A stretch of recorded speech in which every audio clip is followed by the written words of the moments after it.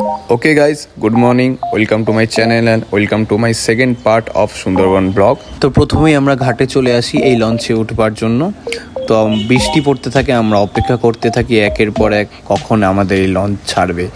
এই যে আমার মা এবং পিসিরা একসাথে গল্প করছে, আমার ব্লগে এসছে। তারপর বৃষ্টির মধ্য দিয়ে আমাদের যাত্রা শুরু হয়।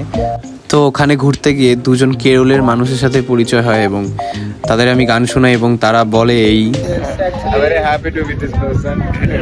He's a very big singer and became a fan of him. thank you. এত সুন্দর কমপ্লিমেন্ট শুনতে শুনতে আমি চলে আসি নিচে এবং এই জায়গাটা সব পলিটিশিয়ানরা জানে, গুগল করে নিও। তারপর বসে বসে কেত মারতে মারতে একটু চারিদিকে দৃশ্য দেখতে দেখতে আমি যাই। বাংলাদেশের কিছু জাহাজ আমি দেখি, পণ্যবাহী জাহাজ, এবং তারপর চলে আসি সন্দেশখালি। তো এখানে এসে বৃষ্টির মধ্যে ছাতা নিয়ে ঘুরতে শুরু হয়। এই যে বাঘ মামা একদম জঙ্গলের ভিতর দিয়ে উকি দিচ্ছে, এটা হলো পুরো সুন্দরবনের মানচিত্র। তারপর আমরা ওয়াচ টাওয়ারে উঠে চারিদিকে দৃশ্য দেখি। এই যে ম্যানগ্রোভ অরণ্য, এদের শ্বাসমূল বলে। তো আমাদের গাইড কাকা আমাদের কিছু বলে দেখতে। তো চারিদিকে দেখতে দেখতে সকালের ব্রেকফাস্ট চলে আসে। তো দৃশ্য দেখতে দেখতে আমাদের ব্রেকফাস্ট শেষ হয় এবং ঘুরতে ঘুরতে আমাদের গাইড কাকা আমাদের বনবিবির মন্দিরে নিয়ে আসে। এটা হলো বনবিবি দেবী, জঙ্গলের মধ্যে তিনি অনেক মানুষের প্রাণ বাঁচায়।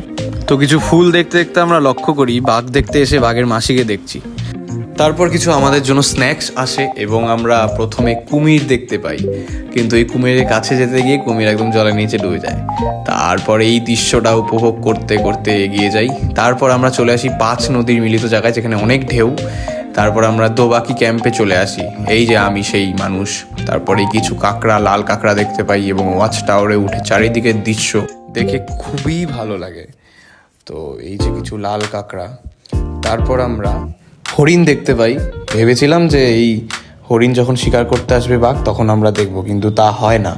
তো দেন একটু চিংড়ি মাছের পকোড়া খেতে খেতে, এই জলের মধ্যে ঢেউ খেতে খেতে খেতে খেতে আমাদের লাঞ্চ চলে আসে। লাঞ্চে ছিল ইলিশ, চিংড়ি, আলু ভাজা, ভাত, ডাল, পেঁয়াজ, আলু, সব কিছুই আনলিমিটেড। তো খাওয়া দাওয়া করে একটু নিচে শুতে চলে আসি। দেন বিকেলে চা চলে আসে। তো সেটা খেয়ে চলে যেতে যেতে আমাদের ঘাটের সামনে আমরা চলে আসি, যেখানে আমাদের নামতে হয়। তো হোটেলে এসে আমরা লুডো খেলি সবাই মিলে, কারণ আজকে কোনো আর কাজ ছিল না। দেন খাওয়া দাওয়া করে এই দৃশ্যটা দেখি, জাস্ট অসাম লাগছিল। তোমরাও কিছু সাউন্ড শোনো এই দৃশ্যের।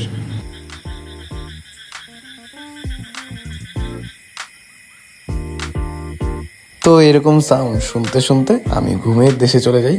তো থ্যাঙ্কস ফর ওয়াচিং।